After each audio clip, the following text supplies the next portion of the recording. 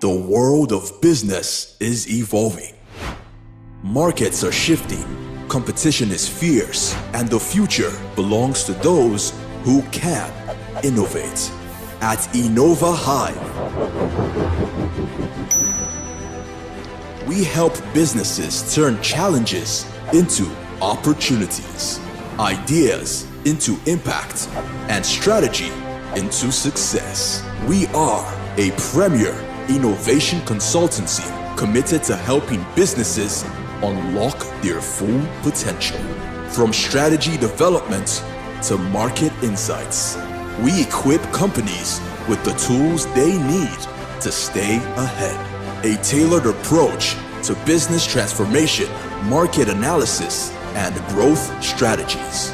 Uncover hidden opportunities with deep market insights and data-driven innovation.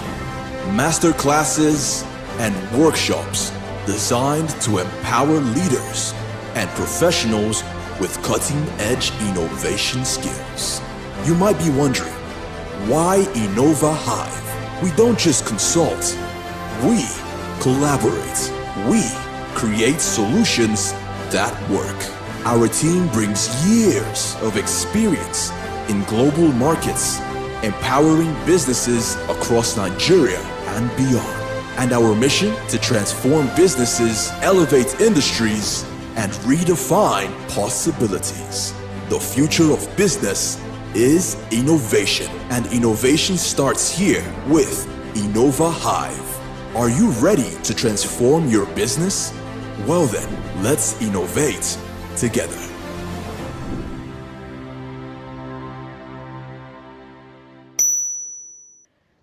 Ladies and gentlemen, it is time to introduce our host, Stanley Obi.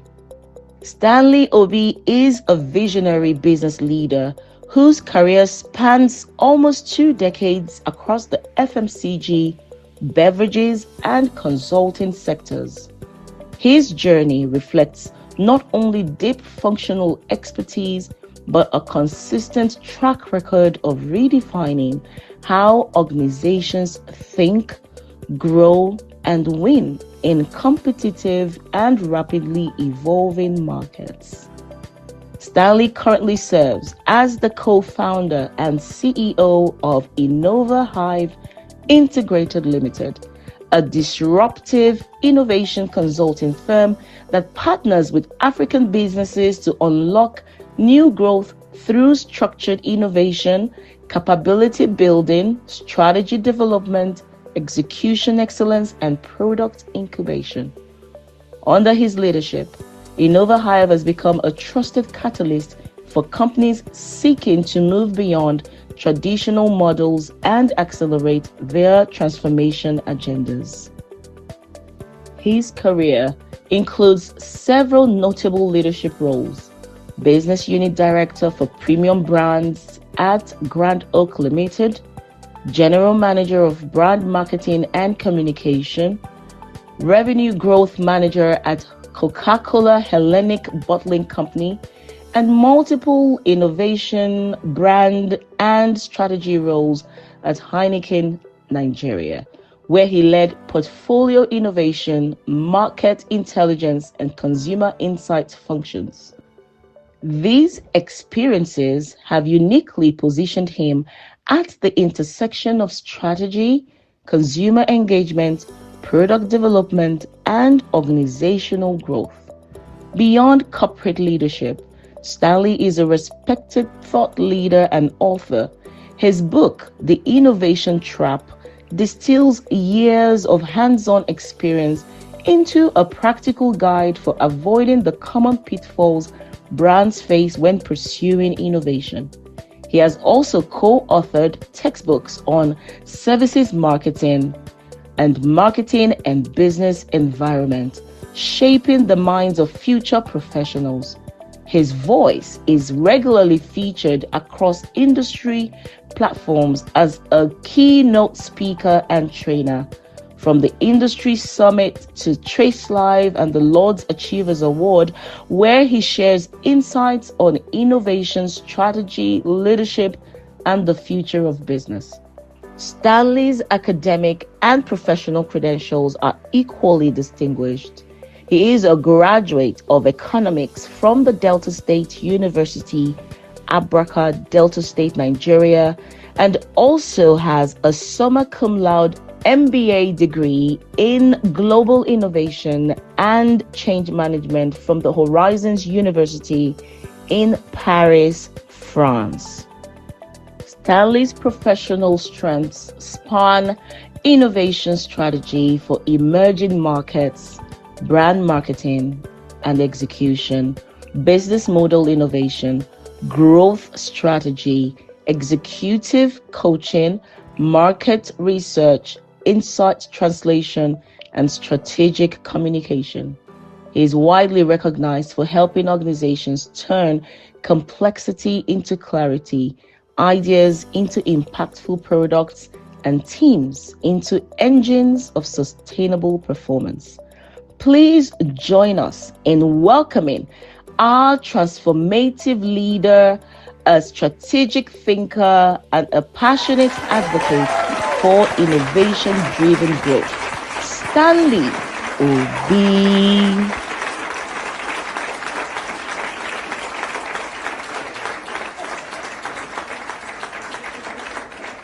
Thank you, Shay. Good afternoon, everyone.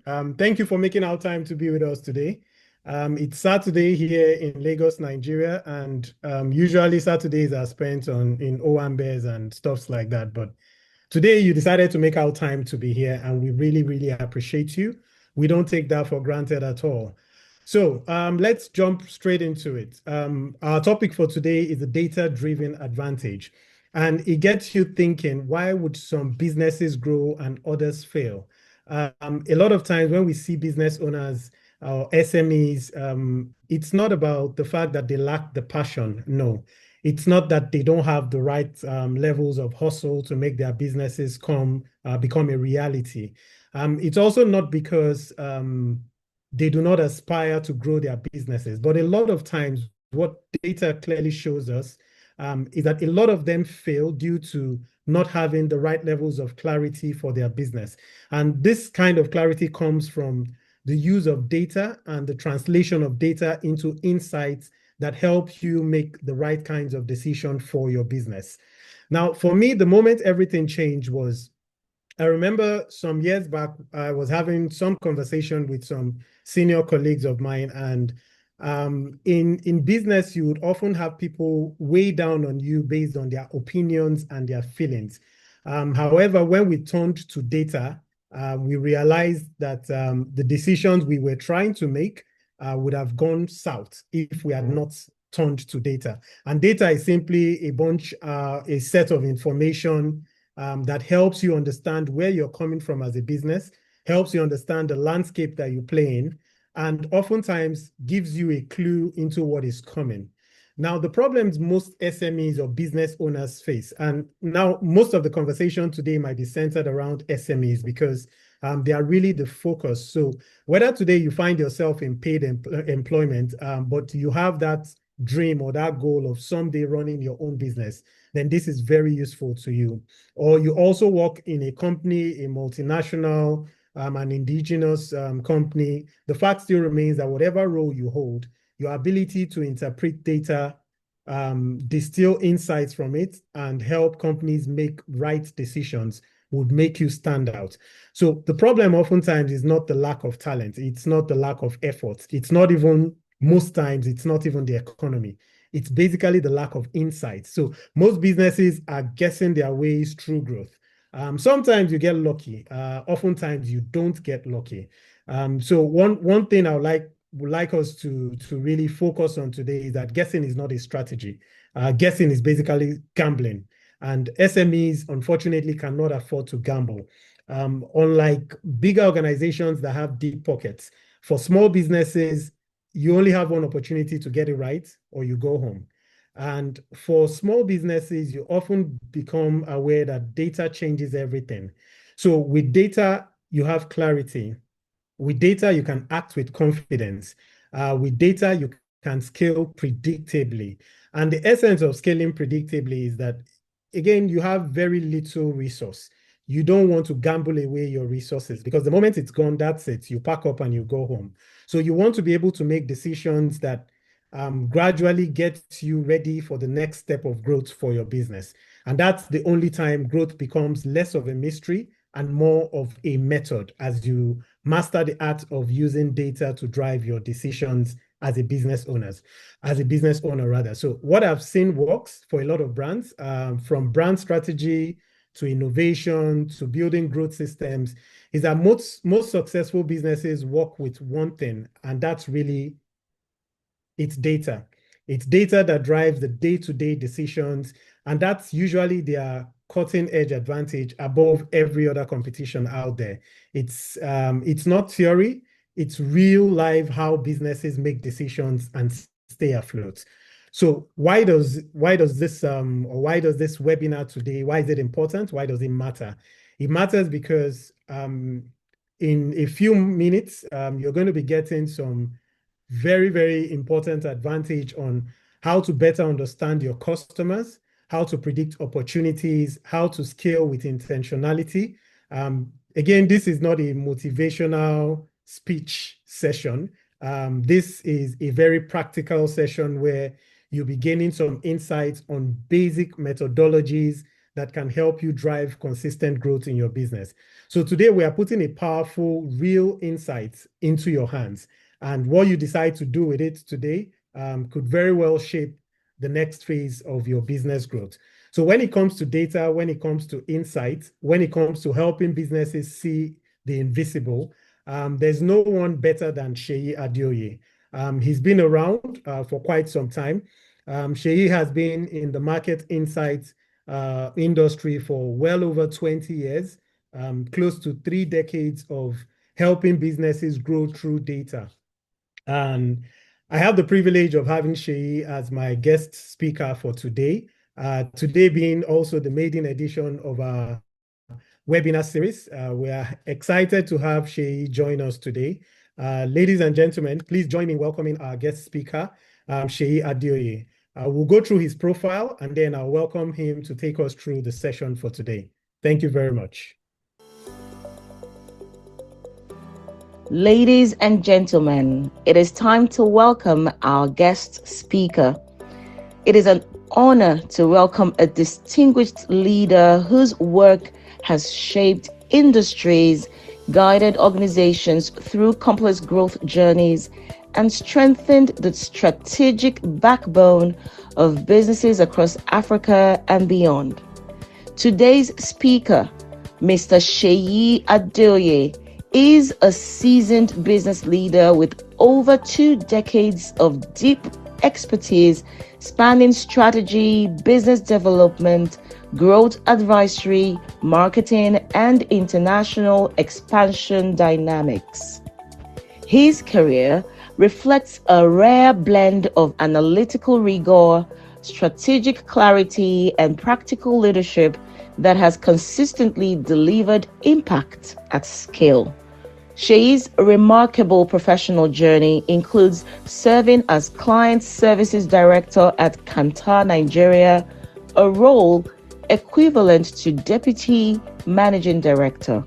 In this capacity, he led high-performing market research teams serving some of the most influential local and global organizations, among them MTN, Nigerian Breweries, MasterCard, InterSwitch, leading banks, Google, Arla Foods, Total, PZ, the Lagos State Government, RTI, the World Bank, DFID, and the Bill and Melinda Gates Foundation. His strategic oversight also extends to the entire West African region, where he directed the telecoms and technology practice, helping clients navigate consumer behavior, innovation landscapes, and competitive market shifts. Beyond his leadership at Kantar, Seyi headed the strategy and business development function for RMS Group, a multinational with operations across Asia, Europe, and Africa. There, he developed key operational policies, strategic roadmaps, and played a pivotal role in orchestrating the group's merger with Kantar Global, an achievement that underscores his strategic foresight and influence at the highest levels of business integration. Earlier in his career, Sheyi served as head of product research and deployment for Axis Bank Group, overseeing initiatives across Nigeria, Sierra Leone, Gambia, Rwanda, and Cote d'Ivoire. His work laid the foundation for product innovations and market expansion strategies across multiple African markets. Sheyi's academic and professional credentials are equally distinguished. He is a graduate of Obafemi Awolowo University, an alumnus of Lagos Business School's Executive Education Program, and a UK certified business analyst with ISEB. His contributions to the insights and analytics industry have earned him multiple ESOMA Insight 250 awards, and he holds the prestigious title of ESOMA Insight 250 Legend, inducted into the Global Industry Hall of Fame as one of the only 2 Africans ever recognized with this honor. Today, Sheyi serves as the CEO of Peering Consulting, with operations across Africa and the United Kingdom. He is also the program director of MRA Lagos, the convener of the What is New International Conference, and a highly sought-after international conference speaker. In addition, he is the current national president of the Nigerian Marketing Research Association, the authoritative national body representing the data, insights, and analytics profession in Nigeria. He also sits on the board of the African Marketing Research Association, further shaping the continent's insight leadership landscape.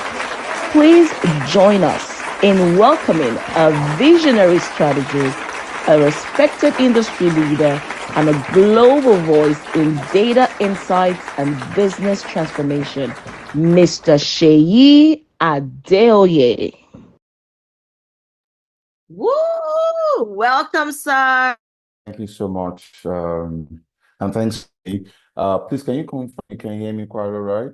Yes, Sheyi, you're audible. Okay. Oh, Okay, it's up now. Over to you, Sheyi. all right. Thank you so much, Mr. Stanley B, for having me. Thank you so much to the moderator, also for the introduction. I almost felt like, okay, was that really me? But thanks for your kind words. Well, I'll be jumping straight in so that we can have time for conversation, and just kind of relate on. These are slides I prepared more as some sort of guide as we engage. It's going to be stories with more and putting on part of an SMG. Incidentally, parent consulting index in this particular year, 2025. There are other 2 businesses. One is about 7 years old, and the other is less than 2. So I'm really excited and happy to share and just talk about things, tips. So just picking up from where I was, basically it's going to be sharing as an SME, not as an inside professional per se, and then looking at practical ways that an SME can actually leverage data, as it were, to drive growth for itself. Broadly speaking, I would look at the power of data itself, and then I will also explore how to harness and leverage data. I mean, there are a lot of data sources actually available to an SME. You don't need to come to a company like Peering to say, you know what, I want to do research. There are things you can do by yourself, and I'll be speaking to that. And then lastly, some closing thoughts around all the things not necessarily covered by data, the data advantage, but they're equally important, and they are kind of interwoven, and it's necessary for all SME owners should be at the back of their mind. So moving on, just a bit about myself. Thanks once again to the moderator, Mr. Stanley Obi. But my career that's spans over well over 2 decades. I kicked off, by the time I left school, there wasn't really inflation, unemployment rate in Nigeria was quite high. So it wasn't that era when there were lots of jobs, available, and a lot of young persons were actually first to think outside the box. So I started a company with a couple of friends called Field House. Basically stumbled into market research, and then we started, delivering fieldwork services for market research firms. From there, based on the quality of work we were doing, moved on into Research International. The moderator that introduced me has talked about the Inside 250 Legend. Worked with Access Bank, done some stint with Cantor, then RMS, turned into 10S RMS, and then Cantor, and then of course currently lead pairing consulting, and I'm on the board of the AMRA, and also sits as the president of NIMRA. Just to really walk through that quickly. Now, diving into the topic itself, right? The business space takes no hostages. I mean, I've seen that really firsthand, not only as someone leading businesses, but also as a consultant to both large indigenous businesses and multinationals. That the business landscape takes no hostages, right? Data actually points in the direction that about 80%, actually more than that, 80% of SMEs die, like they go under within the first 5 years. Year one is estimated to be about 43%. By year three, that numbers skyrockets again for those who survive to another 35, 37%. And by the time you look at it in 5 years, 80% of those who started from year one are nowhere to be found. And then the big question in the room would then be, why so? Right, lack of demand, of course. So what happened? Or what are the premise? On what premise did that business start? I remember way back when pure water was an innovation, as it were, and everybody wanted to start a pure water, business, and everybody kept going into that space. After a while, of course, people started, hitting rock bottom in that space because, they were not taking cognizance of some other data points, consumers, the shifts in the market, regulation. I'll get into all of that, but lack of demand is a big one. Competition, all right. A business environment, capital, right. And I like what a mentor told me years back, and I read a book around that. He said, when you run out of cash, all right, it's game over for any business. The minute you're out of cash, game over. It doesn't matter the number of invoices or promises you have out there, it is just game over. So again, it's interesting. And that's also part of the challenge of SME's, infrastructure. I'm literally on two different data sources, internet connection, at the moment, with one, primed to take over from the next, should there be a failure of the other. But even after that, there's been a bit of cuts here and there. But let's just move on. We make the best of what we have. So when there's no cash or you run out of cash flow, it's game over for any SME. So again, that brings to the fore the importance of data. So every business that leverages some form, not even absolute, like even having a robust data architecture, just leveraging some form of data, you're already positioned to be part of that 10, 15% that can actually experience about 63% increase in their business productivity, about over 300% in profitability. And I'll speak to that as we go on, how just leveraging data can drive over 300% increase in profitability when you use any form of data. There's something I wrote on the screen. I just want to read it out verbatim. It said, data-driven SMEs demonstrate a significantly higher resilience, with evidence showing that the adoption of basic data tools like even just record keeping, having some formal platform application where you keep record that tracks your invoicing, that can track cash in the bank, track who's paying you, what invoices are due, can greatly significantly reduce the probability of you as an SME actually going bust. There's a question I hear all the time from SMEs when we have opportunity to discuss, and I've decided to pull it from another slide that I've created and put it here. That another slide I just put it here, and it's about what? How do I create value? How do I create value, or how do businesses create value? Now, we're not talking about the product itself first or the service that you're offering, but in terms of it's believed that you already have a product, you already have a service that you believe there is a target market that's willing to pay for it. So how do you then sustain or grow value? One, you retain your existing customers. Two, you win new customers. Three, you sell more, both to the existing and the new customers that have not become your current customers. Four, you reduce cost of doing business, all right, and serving your target market or your customers, or even recruiting new customers. And lastly, you also reduce the risks, to the customers, to your business, or even your supply chain itself.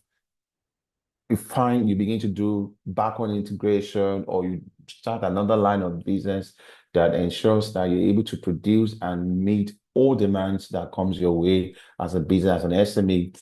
Then you're creating value, right? You're creating value. However, hope is not a strategy.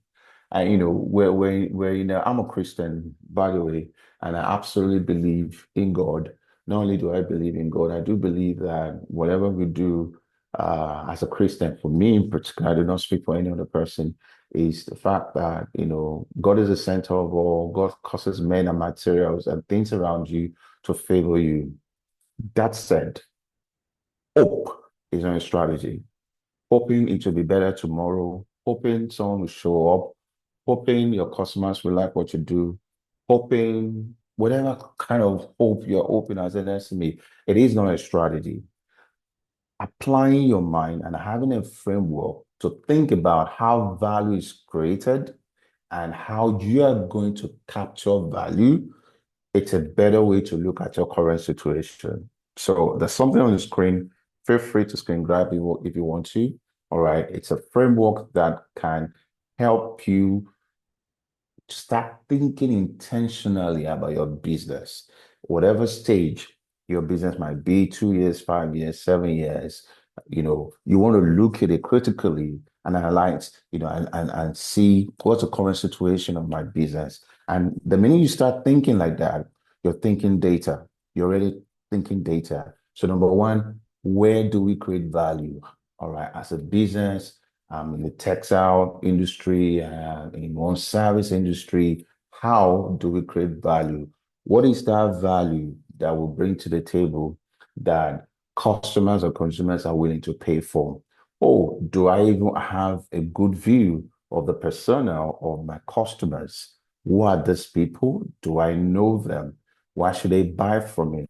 All right, across these different target segments that I'm creating value and they're going to pay me for that value. What products, what services am I mapping to the different customer segments? Oh, wait a minute. What about the geography? Am I focused on Lagos? Am I looking to serve Nigeria? Am I looking to go into export? I spoke to a client about 2 weeks ago or thereabout, and their factory is based in Benin Republic, but 95% of the products there is for the US and Europe market. It means that even the local market and the entire West African market only account for 5% of their customer base. Only 5%. And of course, that's data there. So they know where they're creating value. They know exactly in what geography that value is being, the experiencing uptake. Of course, channels. How am I distributing? What's my distribution, strategy like? What about my communications? How am I getting the word out there? And how am I getting my service or products out there? All right. Oh, let me even think about the whole ecosystem, the value chain that I'm part of. Where am I situated there? Are there dependencies? And there are things when they move, it affects me directly. Now we're talking data. And now you move to your right side. How do I capture value? What are the assets that I have that makes me able to be able to capture value? What are the relationships that are critical to me to be, necessary for me to create value? All right. Could be the transportation partner that I need, delivery partner. It could be the supplier that gives, that brings certain elements or material that I need to name craft my products. But what are the relationships? Am I able to be buyers, all right? Not just the suppliers. What are the capabilities that I currently have or I need to have to be able to and the capture of value are two different conversations. Again, the minute you start thinking like that as an SME, you're being deliberate, you're being intentional. Hope is not a strategy you're leaning on, and you're already in the realm of asking for data or thinking about data. So moving on, I like also a quote by Jim, a former CEO of HP, and he said that if we have data, let's look at data. If all we have are our opinion, let's go with mine. Now, if you don't get what he's saying, let me explain very slowly to you. He's simply saying that, all right, if it's all about opinions, then anybody can give an opinion, all right? And there's no basis for that opinion. And if things go bust, it's just someone's opinion, and everybody, without intelligently thinking through things, went with that. Meaning, an opinion is worth 1 naira and 2 kobo, 1 cedi, and 2 pesos or Kenyan shillings. It's not worth much. What truly makes for intelligent steering of a business is to have data that then informs decisions, that then makes, the growth of the business an intentional activity. So, thinking about that, what kind of SME owner are you? Are you the one that believes in gut feel? I just feel very strongly about this. I think this is the way to go. Yeah, that person who's driven by intuition. I think I have a good guess of what will work here.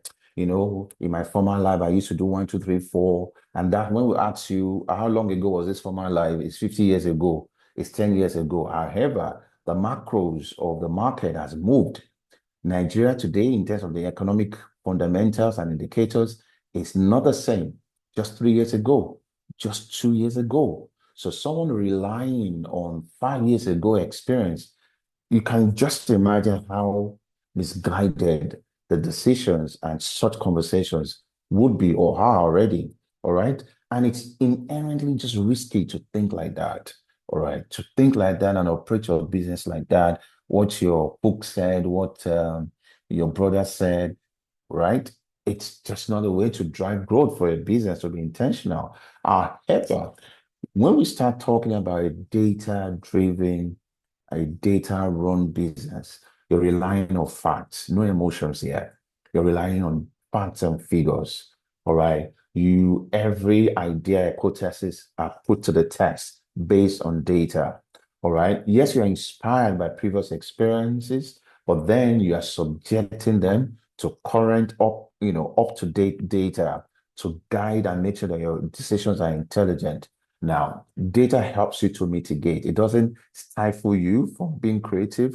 It doesn't stifle you from, being bold and taking bold steps as an SME, but then it helps you to mitigate risks associated or that will be associated with different scenarios. It allows you to do what is called scenario planning. If I go this particular scenario based on data, what could likely come, what could likely be the end game? If I go with this other scenario, what could likely also be the end game? What if I go with other scenario? What could likely be the end game? So it's more of data allows us to be able to take decisions, all right, with risk mitigated and with the best assurance of at least 80 to 100% accuracy. And of course, even as we move on with more data that we get, we can still adjust. Just imagine data to be like your Google map when you're traveling and then you take a wrong turn, it tells you I'm recalculating. It can only recalculate because there are data points. It's looking at the next street and all of that.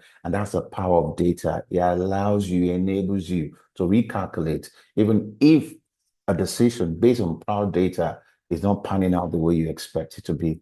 Now let's get into the meat of everything. Now, as an SME, all right. Now, disclaimer out there, this is not for the multinationals and the large indigenous businesses that have more money to actually put in place structured data architecture and how they get information across their businesses, the markets, and the customers and the consumers that they serve, or around innovation.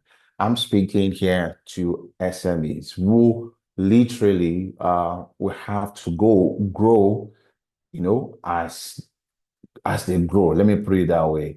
They grow their ability, their dexterity with data as they grow. All right. So even if you're not MTN, even if you're not Nigerian breweries, who are our clients and I consult for these businesses or any other multinational, I do know because I've literally started businesses from scratch, from ground zero at different stages at the moment. So I do know there are other ways of data sources that you can actually begin to look at that enables you to drive growth for yourself as an SME. Moving on quickly, first one is what I'll call the first party data points, your sales data, all right? As you're invoicing your customers, as they're buying from you, as the payment, the payment terms with a 60% upfront, 40% on delivery, 100% upfront, whatever, your customer data, your sales data, month in, month out, week in, week out, amazing form of data source. It's an amazing source of data for you because then you see the pattern in your business at the moment. You see where the gaps are. Am I having gaps around the aging of my invoices? And I'll come to that. There's also the customer relationship management platform. There's a lot of free ones at the moment. And I think Zoho, I'm not holding brief for them, but I mean, we use Zoho and it works pretty well. And it's not as expensive as the foreign ones where you have to pay in dollars, right? Again, it allows you to be intentional with the way you engage your customers. You know the customer who has not ordered from you, say in the last 1 week, in the last 1 month, or the last 6 months. You're looking at, on a dashboard, you can see what exactly this customer has, how much they spent with you, where they're based, any other pattern, all right, in terms of the interaction with your business. Of course, there's also your data assets, right? In this case, I'm focusing purely on your website. And if you have an app, you can literally see who your customers are, when they clock in, how much time they spend on your website or your app, what they are looking for, what they're interested in versus what you're offering. And of course, your financial and operational data. I'm quite big on the financial one because I do know everything done well, the day you have off cash is game over. So your cash flow, looking at your matrix, your net profits, your gross margin, the aging of your invoices. You're looking at, all the items that are taking the money away from you in terms of cost of goods sold. You're looking at all those things because these are data points that you have access to without having to pay a dime to a second party. Now, that takes me to the second party data. All right. For some SMEs, you spend a lot of money on Facebook, on Instagram, on campaigns and all of that. I will advise you also look at the performance of these campaigns, tweak, download what's working, what's not working. Yes, it's not directly data, right, sitting on the platform that you have control over, but it's a second party data point that can give you lots of information around who's interested in what you're selling, who's interested in the kind of information that you're putting out there. And of course, people also ignore the payment processor data. How are people paying? Are they paying more? Are they paying for my services more via their cards, online banking, transfers, whatever? You want to begin to also, because that also speak to the profile and the dynamics around the entire shopping journey in terms of your product or service. All right, that's something you should also ask from your payment guys. And then there's a third party data. All right. Third party because it's already out there, commissioned by someone else. However, there are related information that impacts your space directly, like the Nigerian Bureau of Statistics. I will encourage you as an SME, if you are in any space, they literally have information about almost a number of spaces. Let me put it that way. And then all the economic data are also sitting out there on their portal. So just go online, check, because then you have a sense of what's happening from the macro point of view. You get a sense what is happening in your target sector or adjacent sectors. All right. There's of course there's economic data, there are other data providers around the Nigerian economy, the international providers, right? UN does some, WHO does some. Everybody has perspective in terms of the economy and their projections, and then at times there are specific economic data around sectors, right? Whatever sector that you might be operating in, you should definitely avail yourself of such data so you get a sense of the opportunities. What is driving where you are playing? What will be driving where you are playing the next 1, 2, 3 years? What should you be aware of? All of that. And of course, there is the social media. When the age of social media, I remember about maybe 2 decades ago or so, digital was seen as that small. Just give it about 5% of your marketing spend, or just put about 10% of your marketing spend there. Yeah, there's something there, but let's keep it. Let's stay focused a lot on the traditional. But today, any brand, any product, what is sold, they are investing heavily on social media because that has become the third space for customers. It's become the third space for consumers, apart from their homes and where they work. The next space where people spend a lot of time is the social media platforms. So again, there's amazing, truckload of data available there. And guess what? Some of them you don't need to pay for. Like to use Google Trends, you don't need to pay. All right. And there's some free social media listening tools. The Google Trends will tell you, for example, what are the keywords? What are people searching for? What are the key, words? And you can kind of filter, all right, just to get a sense of your own, what's going on in the general market where you play in Nigeria. You can filter and say, okay, what's going on there? The listening tools that can give you a sense of, and then you can tweak that a little bit. Just have a sense of people, and the sector that you're playing. And a number of them, like I said, some are certain extent. And then lastly, you can also do primary work, primary research, and I'll speak a little bit about that, to targeting your customers or your consumers or the broader market where you play. Now, just focusing a little bit more on market and customer data. Market data gives you like a very broad helicopter view of what's happening in your sector of interest, whatever sector that you're operating in, and then the broader business environment. And there are a couple of frameworks. Well, one or two might be familiar to you, but the angle at which I'm going to speak to you to look at it from and then use it would definitely might be most likely new to you. And then lastly, I will then end on the financial numbers. So number one is SWOT. That's like, I mean, you should know that.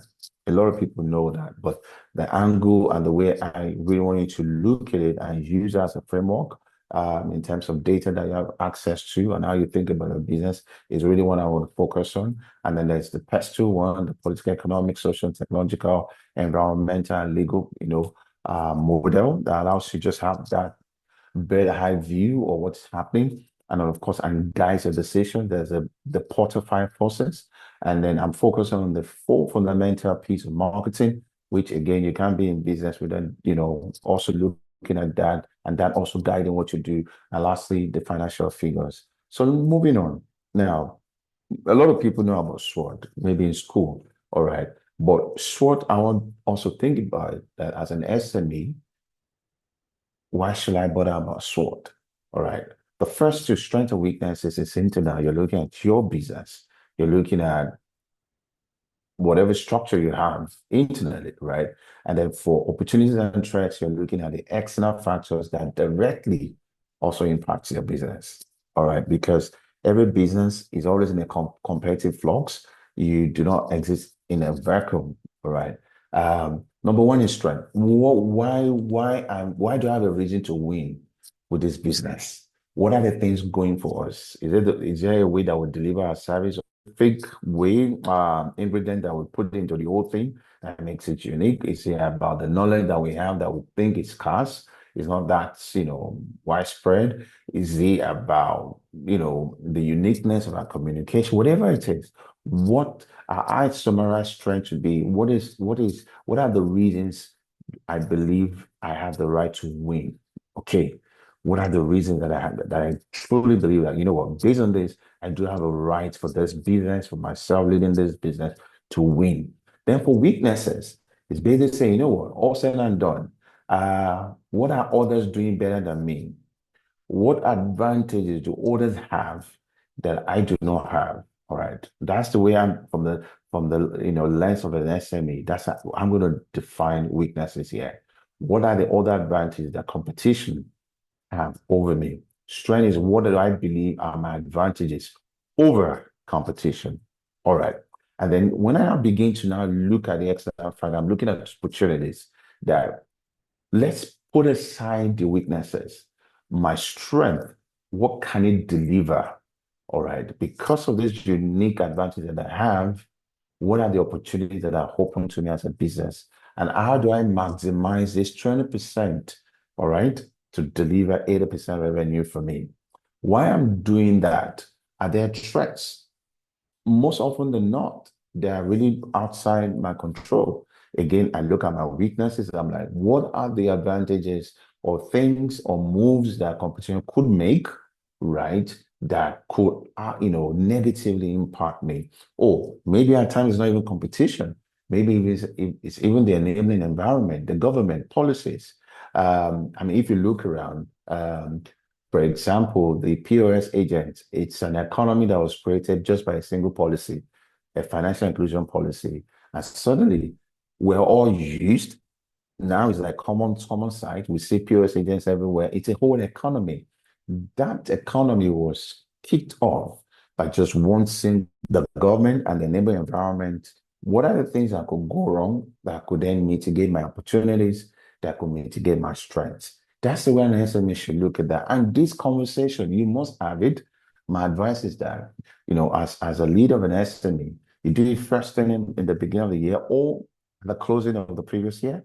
6 months into the new year, also just take a breather and then look at things again. In fact, if possible, every quarter, but I would say, you do it every 6 months, by annual, and then you just look at the entire, business vis-a-vis the landscape. And I can assure you the information that filters to you, some of them you have to update, some, you might not even have the data, you have to do some research, maybe a third-party data, a second-party data to get. But by the time you put it all on a SWOT canvas, it should totally change your paradigm and your perspective of your business and areas where you have opportunity to grow, to win, and then to get better as a business.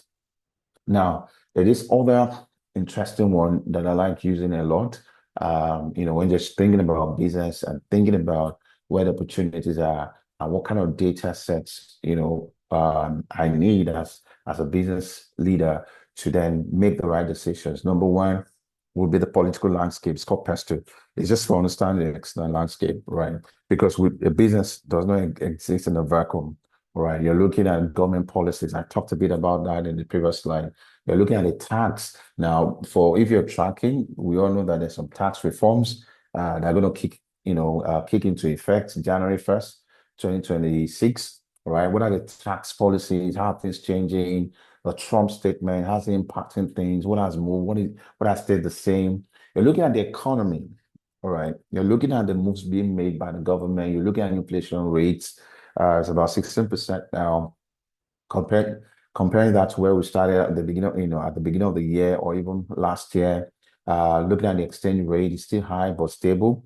All right, look at interest rate, it's still high, but which is also part of, I believe, the fiscal policies to kind of mitigate things in the economy.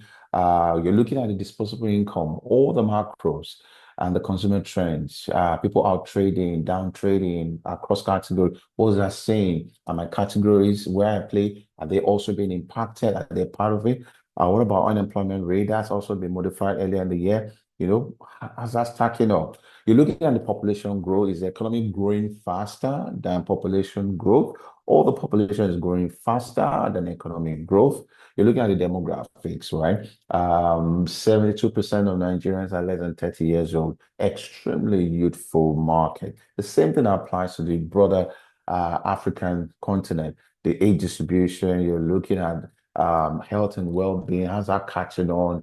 What other artisan industries are picking up because of that? You're looking at technology.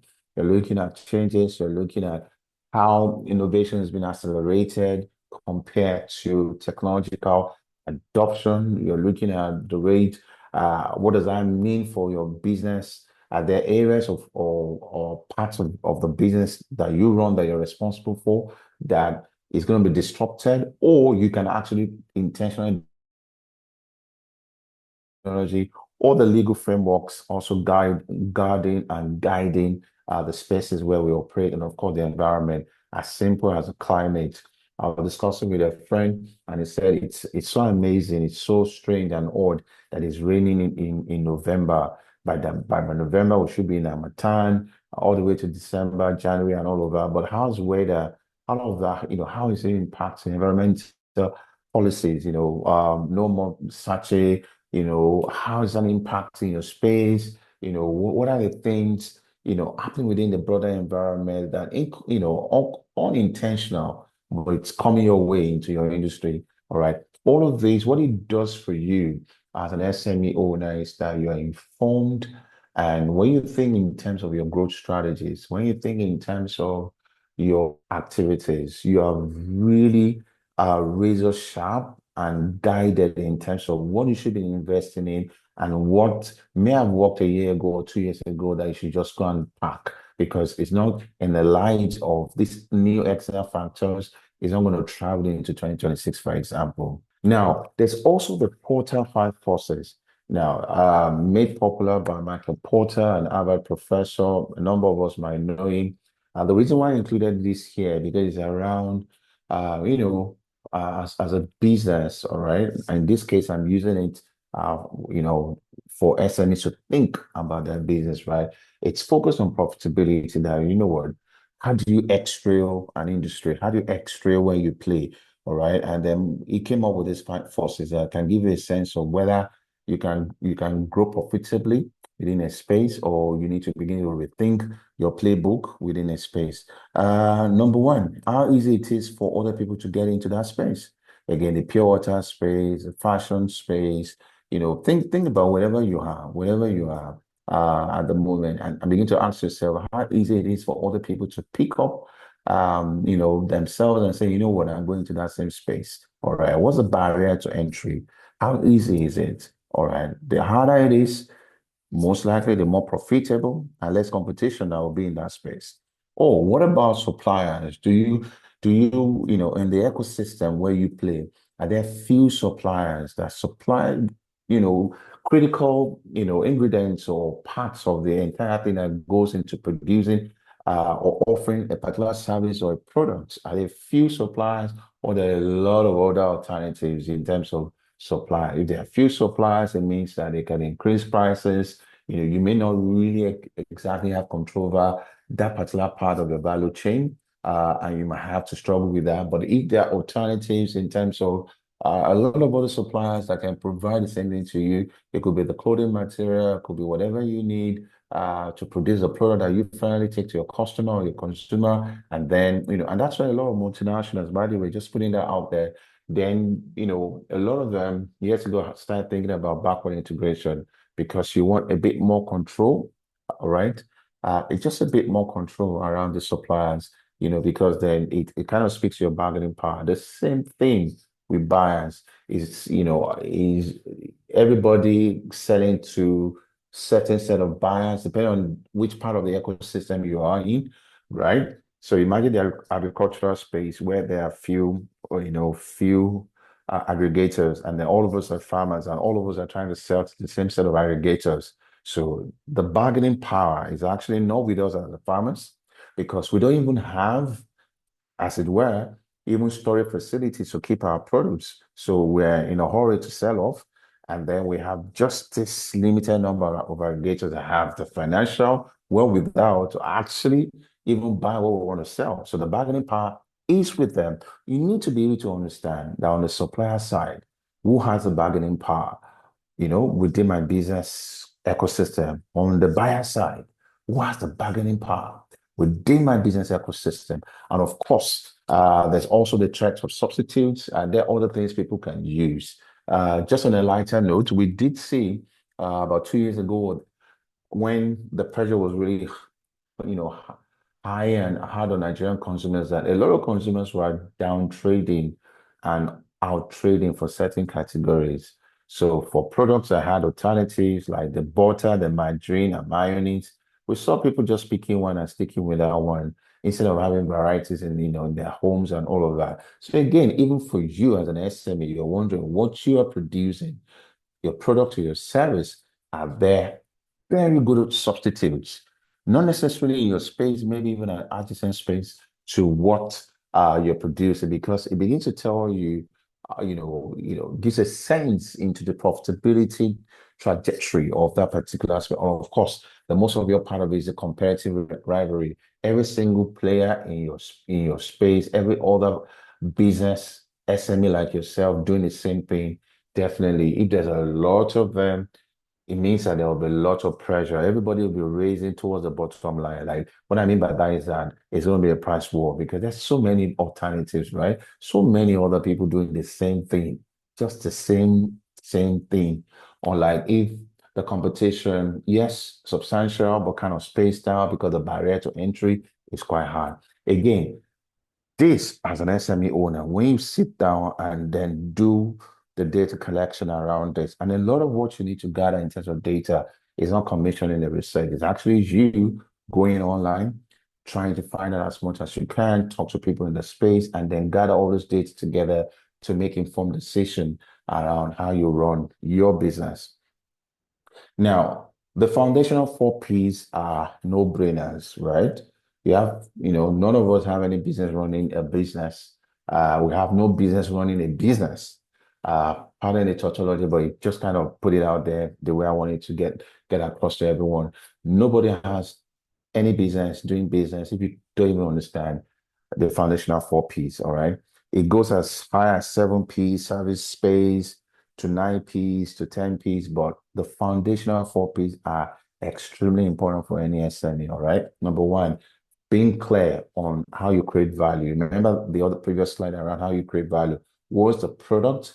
What is the service that you're putting out there that meets customer needs and wants? All right. Number two, what is the acceptable range of pricing that you can play with? How much are people willing to pay for you meeting this need in their lives? Of course, place, how am I going to get this thing out there? How am I going to sell online? Am I going to send, online website, Instagram, Facebook, whatever? Or I'm going to have outlets because of the kind of thing that I sell, like, high fitness. Yeah, you can sell online, all that, but I need to have a physical place where there can be a delivery of the service I want to pay for. And then, of course, promotion. How am I getting the word out there?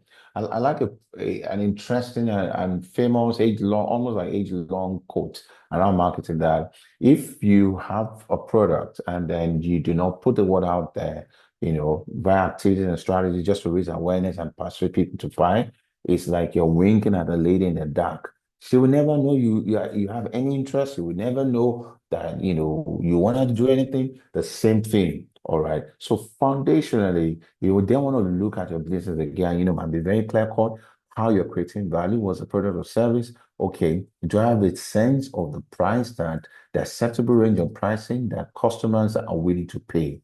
All right. Be a service, be a product. How do I get the word out there? All right. How do I get the word out there?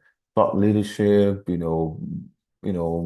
ad campaigns, whatever it is, referrals, whatever you want to do. But how do I get the word out there? Because people can only buy or patronize what they're aware of. And lastly, all right, how am I going to distribute this? What are partners of relationship that I need to be within my ecosystem to really push my product or service out there?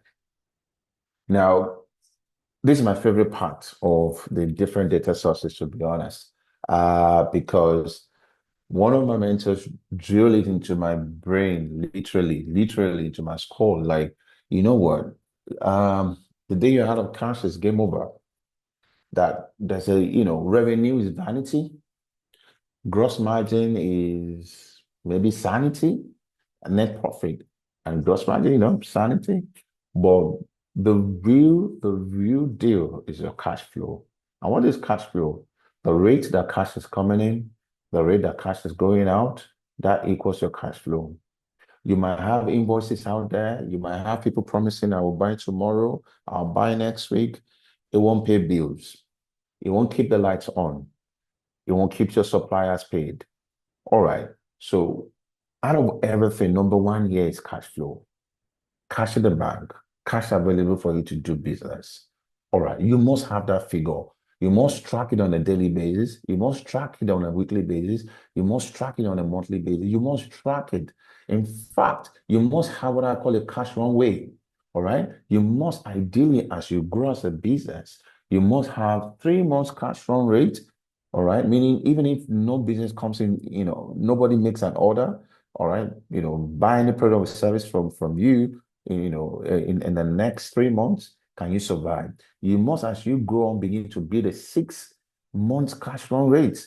The ideal, really gold standard, is to have a 1 year cash run rate, where even if anything happens, you can run for at least another 12 months. And that's this just underscoring, the importance of cash flow. I was listening to a video by Dangote sometimes in the week or last week, and it was talking about the fact that, in business, there'll be the highs and there'll be low, but you must always have your view of how you plan your finances in a way that it evens everything out. All right, it evens it out. Now, I intentionally spend a bit of time on cash flow because it's really important. Now, moving on to net income. Your net income is not your gross margin, okay? And that's why it's not number two for me. It is net income. Your net income is all the cost to produce with every other expenses. You take it away from your income, and that's your net income. That's what you can actually say is the result of your product, not your gross margin, because your gross margin is still every other, it's just your gross margin is just looking at the cost of goods sold or produced. All right. It doesn't take into cognizance of every single thing else. All right, that then runs the business. All right. Here, net income takes that into cognizance, and then you have your profit and loss, your revenue minus expenses, and you look at it. You know, Am I in profit? Am I in red? Or am I in green? And of course, cost of revenue, cost of production, is that high or low, or is there smarter ways that I can produce these things, because it then has direct impact on my gross margin, on my net income, my profitability. All right. What about my inventory? All right. How's that growing? For service, it should be you're looking at your work in progress. All right. And then, work that is coming in. For those in production, you're looking at, what I have that I've in terms of materials, and then work that's actually going on, or also in terms of work in progress. Days sales outstanding, all right? You're looking at payment terms. The best scenario really for SMEs in your early years, my advice, all right? Again, I said my advice. As much as possible in the early years, do not do the POs and the LPOs. I mean, again, my disclaimer is that this is my own personal advice. As much as possible in the early years, year 1, 2, 3, make sure that you work with people and you set up the system in a way that your collection rate is fast. All right. Either people pay you upfront, or people pay you right after, very quickly after you've delivered. What that does is that it keeps you cash, just in a comfortable cash flow, arena. And then when you begin to look at the aging of your invoices, they're pretty much very, it's there. It's not long. You don't see long days there. All right. You don't see your invoices standing up, chasing people to pay and all of that. All right. But as you then have some muscle financially, you can then begin to do, where you have to wait for 60 days, you have to wait for 30 days, because again, it's not, you found a way to build in strength financially into your cash flow, that while you wait for the payment to come in 30 days and to come in 60 days, you're kind of just okay. And of course, there's some ratios There's a current asset versus liabilities and all of that. And then you must also always have a view of your top 20% customers. All right. These are the guys who are constantly patronizing your product, your service. And at times it might be, those who are in that top 20% might move, one or two might change year in, year out as you move on, but have a view of this 20% and of course serve them really well because most likely this 20%, they're giving 80% of your revenue. All right. So these kind of data, it's as an SME, you can't grow without having a very clear view of this data and adjusting your strategies and activities, in the right direction based on these data points that you have. Guess what? All I've said thus far, I've not asked you to go commission a research anywhere. All right. Because these all conversations around SMEs, right? And how we can, in a very proactive manner, cost-effective way, while we're still driving growth for the SME, we can actually have data that enables us to, run and drive growth for the enterprise. Now, some might be asking, okay, how do I even do a bit of research, as it were, or how do I get market and customer data? All right, broadly, again, this is not a market research 101 class, not at all. I'm just sharing with SMEs, right? But broadly, there's a qualitative and quantitative, all right? There are other data ways to get things done, but everything still falls on that broadly, all right? Very, very broadly, qualitative and quantitative. So qualitative is when you want to answer a question why. Why are people not buying a particular product compared to the other one that I have? Oh, how come people stop calling us for this particular service? Okay, I thought they liked it. I mean, I felt they liked it. Remember, intuition versus data. Now you're going to find out why they're not actually patronizing you anymore. Of course, the qualitative observing your, when people come into your store, observing the way they walk through the house, you're looking at, how they interact with the different things you have. You're looking at the question they ask you or your other colleagues. All right, you're interpreting that, and then you're trying to group this, and then have a sense of it. So qualitative is just about understanding, and there are different ways you can do that. But like I said, it's not research 101. I'll focus on the pointers as against talking about the different types of qualitative research. And then there's a quantitative where when we begin to talk about numbers, how many people, how many, how much. All right. You begin to measure your testing, maybe your statistics, but don't bother yourself so much about that because, like I said, I'm not doing research 101. I just want to be able to talk about something, things practical that everyone on the call can actually take forward and then experiment and use for their business to drive growth, to be more data centric as they run their businesses. So number one, you can Google Forms, right? As simple as that, you can do customer survey by yourself, going to Google Forms. What are the questions? You know your customers. I want to believe that you are already collecting, you have like a record of your customers, you have the details, their phone numbers, you have the email addresses and all of that. And if you've not been collecting, you can start today, like start tomorrow. All right. Google Form mostly is free. Just put in not too many questions. The critical question you like to find out, if you're just collecting that data, name, how long, the address, phone number, contact details, you're asking about how they got to know about your business.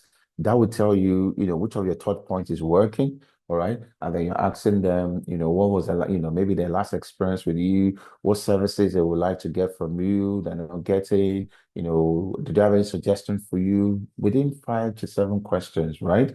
You can run Google Forms to your customer base or collect data, all right, to start building a customer base if you've not been doing that. And then you can actually even, you can have someone be installed, all right, who can just on a tablet take their responses, or you can send it to them, all right, via emails on their WhatsApp, and then they can click on the form, fill it, in fact, and that's pretty much it. But you begin to, the insight that you will get, it's literally like precious. Let me just put it that way. And then number two, you can have one-on-one chats with customers.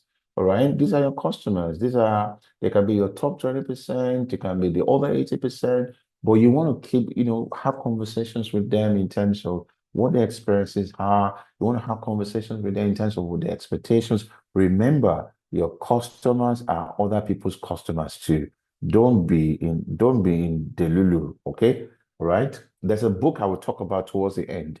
Like, don't be in delusion, all right? Your customers are other people's customers, all right? So again, you're asking them, what they're looking for, what are things they're spending on, they're expecting. You're having one-on-one call, chats with them. It could be phone calls, it could be in person, it could be on WhatsApp, whatever it is. But you're making sure that you're getting data, all right, from your customers. And if there even be potential prospective customers that you've been targeting, you could reach out to them and have conversations with them, or send them a link to take a quick survey, give you some feedback, QR code, they click on it, it takes them to a page, they're able to quickly, give you feedback, and within the comfort of their homes. And if they walk through your stores, or you can contact them in person, all well and good. Please go ahead and engage.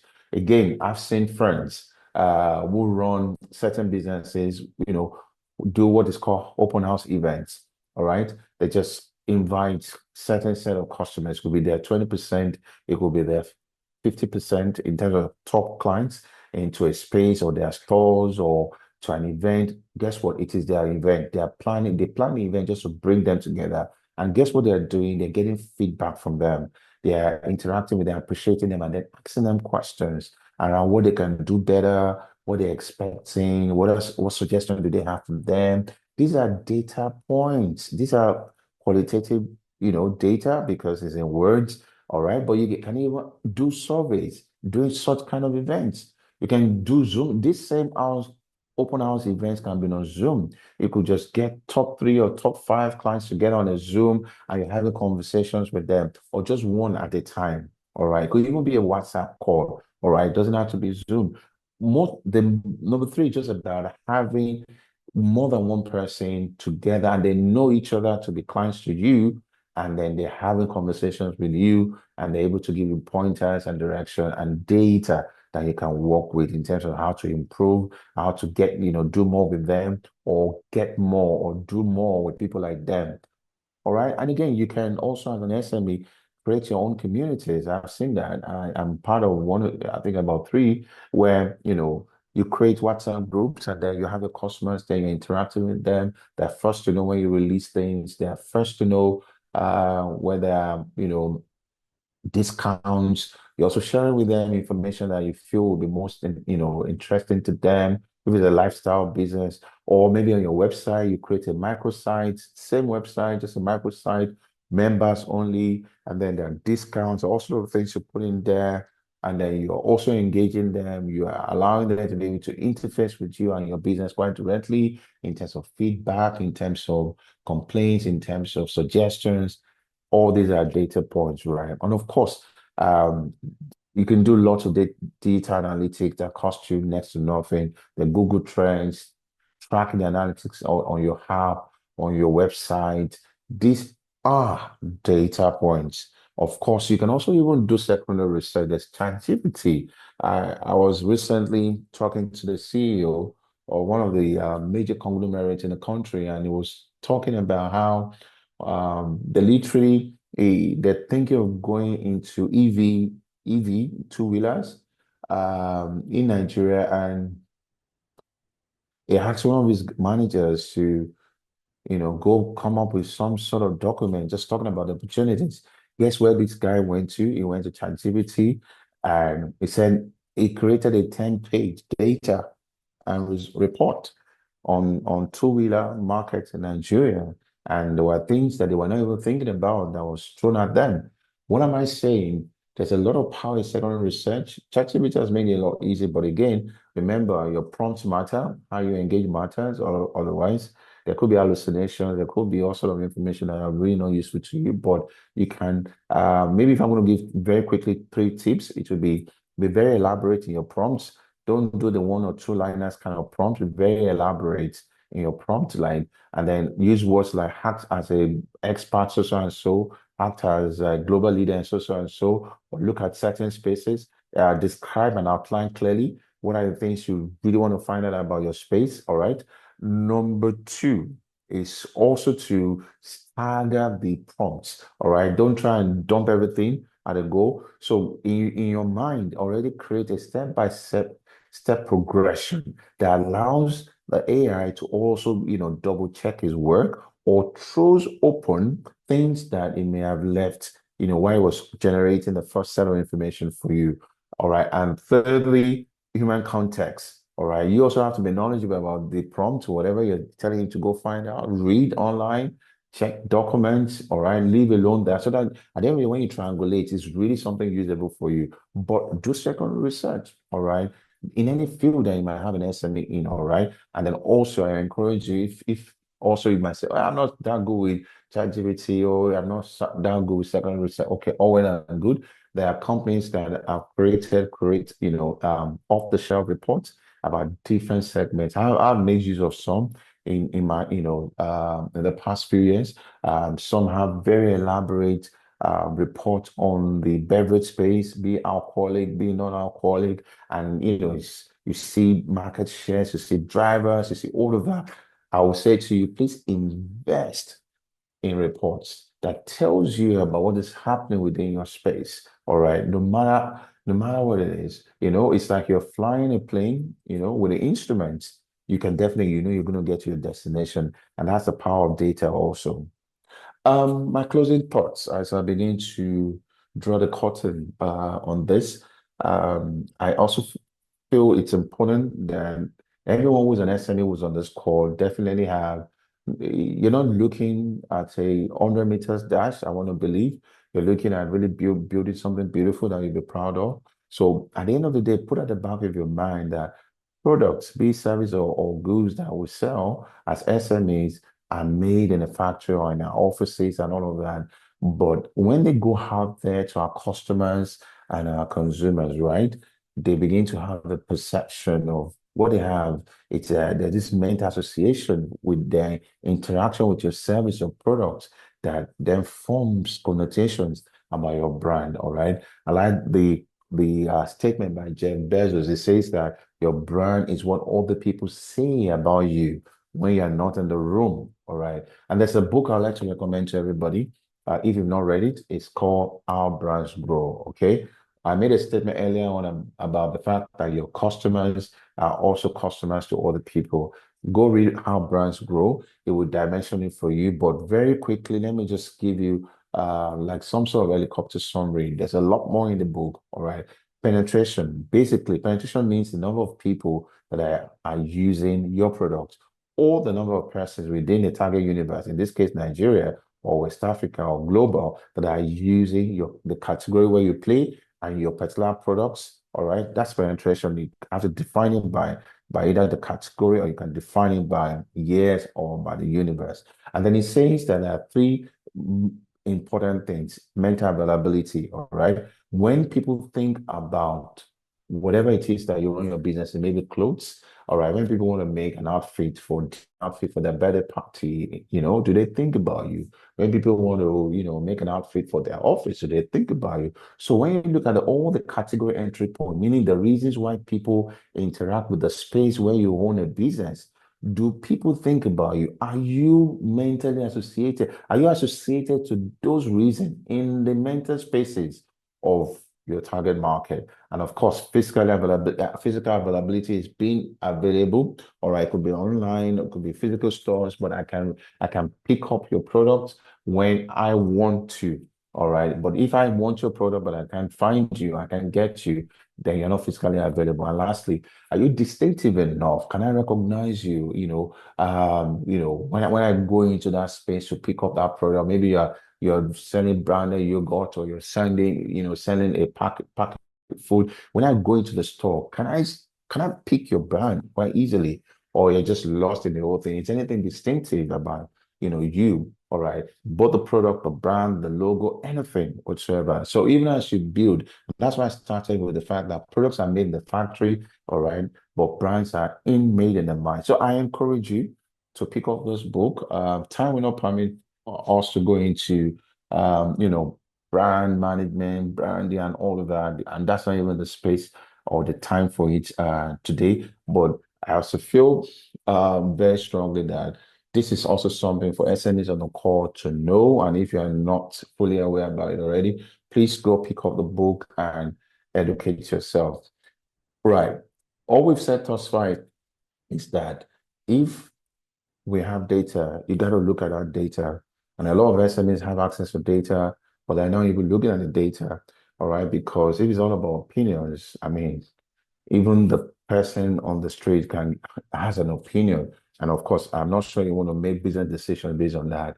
And at the end of the day, the goal of having data is not for the sake of it, is actually being able to turn that into information, all right, that makes sense for your category, that makes sense for the space where you operate. And lastly, can help you have insight that can drive growth. All right. And finally, my last slide would be passion is not enough. Okay. As an entrepreneur, passion is not enough. What totally completes your armor, all right, as you go into the battle of the business space. Because business is warfare, I must say. But again, time won't permit me to go into all of that. But what completes your armor? It's data. Okay. So to truly know your business, you need data. To keep growing and to grow, you need data. To innovate and grow your margins, you need data. And that will be all from me. Thank you, Stanley. Oh, thank you so much. A fantastic, fantastic session. Really, really a lot to take out of that. And I like the closing charge about how it's not just enough to have passion.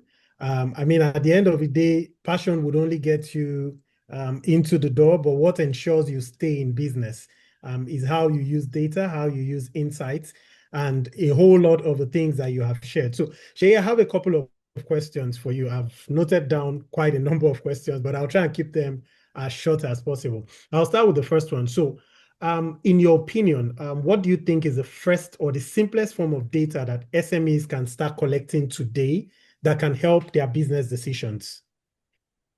Wow, thanks, Stanley. I think that's an excellent question, by the way. I wish somebody told me what I'm about to say when I started out. Like, as a number one is really, really just having a clear view of who you want to serve and then knowing as much as you can about them. I mean, that's a starting point in terms of data. And then the minute you start transacting, get an accountant, whether the person is full-time or shared accountant, but know your numbers. All right. Just know your numbers. Know exactly what's going on with your business. Remember, the minute you're out of cash is game over. It's just game over. You don't even have, you won't even have a fighting chance to be there next year. Hello, Shay, are you still there? Yes, can you hear me? Yes, yes, yes. Thank you so much for that, Shay. And I think if the people online today don't take anything out of this session, it should be the fact that the moment you're out of cash, it's game over. And I think that's something strong for business owners to hold on to. At some point, it was almost becoming like a financial class, and I really enjoyed that part of the session. You listed cash flow, gross margin, DSO, and top 20 customers as key numbers that business owners should track. Now, which of these do you find that most SMEs kind of ignore, and why? Um, I think net income or net profit, NP. Um, you know, at times where, as SMEs where there's a delusion of when we see cash in the bank and then we say, oh, okay, we have 1 naira, we have 2 naira, but that's money paid to the business, not to you. Mm. And God help you, you've done your pricing right. You may actually be owing already. Mm, interesting. You may be owing already. So I think net gross margin is great. Revenue is vanity. Top line doing this amount, it's vanity. Reality is when you look at your net income. When you take the cost of delivery, Hello, Shay. all the economic activity that you're undertaking is moving the needle. So a lot of people focus on gross margin, they focus on the revenue, and they forget that, a predictor of whether you'll be there next year is your net income. Fantastic.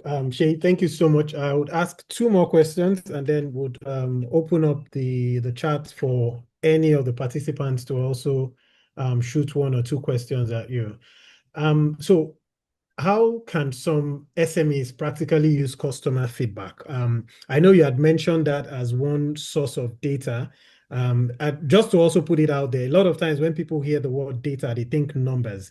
So data goes beyond numbers. Data can be numbers. It can also be consumer behaviors. It can be patterns that you see across how your business or the industry works. So it can be quantitative, it can be qualitative. But specifically speaking to customer feedback. How do you think businesses, SMEs, can use customer feedback to improve their business offerings? Well, I think that's another good question. I'll put it this way, that feedback is the lifeblood of any relationship. All right. So if we don't get feedback from your customers on how your work, if you're a service business or your products is meeting their need, not the way you see it, but the way they see it, all right, then that they might be out of the door already, but time, hasn't shown you the full picture of that. They might not be there for you next year. So practically, when you get customer feedback, like I said, is the lifeblood of every relationship. It enables you to know what to do to keep that relationship warm. Basically, to sell more to them. All right. It is said that, you know, it takes lots less to actually do more with current customers, all right, than having to look for another new one. So it helps you sell more. Your profitability levels will increase because you are not, the cost of looking for new customers, not what you're expending here. They're already your customers, right? And then you also, customer feedback allows us to innovate because now you see the other needs that they have that you are not currently speaking to. Your offers are not currently, capturing. So you're like, oh, okay, so you guys do that. Oh, you'll have loved that. It drives innovation. And I'm sure, such kind of feedback will lead clients to you Innova Hive, like, oh, okay, so I got this feedback. How do I innovate around it? And I think the most important thing for me would then be that customer feedback allows you to future-proof current relationships and your business eventually. Because now I know what's in the headspace. I know I've got the feedback on how satisfied they are. I can see how I can sell more to them. I already know what areas I need to innovate on and what else I can do. And lastly, I have a pulse, right? In terms of how happy they are doing business with me and even with other clients or other people in my space that they may have. So it future proofs ultimately SME's business.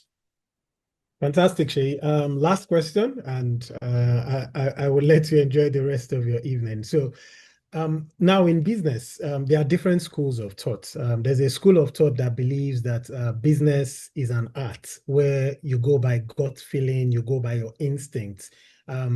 There's also a different school of thought that believes that business is a science, meaning it's data-driven, decisions should not be random or based on your feeling.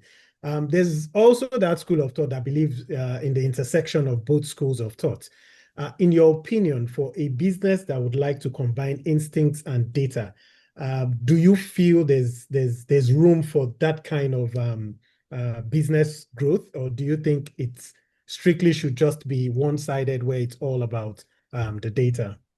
An interesting question. I will answer with maybe some analogy, right? If I go to a flying school and I understand how the instruments of the aircraft works and all of that, and I jump into a plane, right, an aircraft, I have more, the probability of me flying and landing that aircraft, it's way higher than somebody that leans on instinct and then jumps into the aircraft and then wants to fly same. So I always say that your instinct becomes sharper with data, and you train your instinct with data. All right. So at the end of the day, it's a science and art, but the art part is strengthened with data. Thank you so much, Shay. That was a very fantastic response, and I like the analogy you gave. And I'm sure would also want to be done with the training before we jump into the plane to try and start flying it. But thank you so much. It's been an interesting session. Shay, it's been amazing having you in our maiden edition. And for those who have joined in today, we thank you so much. A few things that I would like to share with you before we wrap up this evening.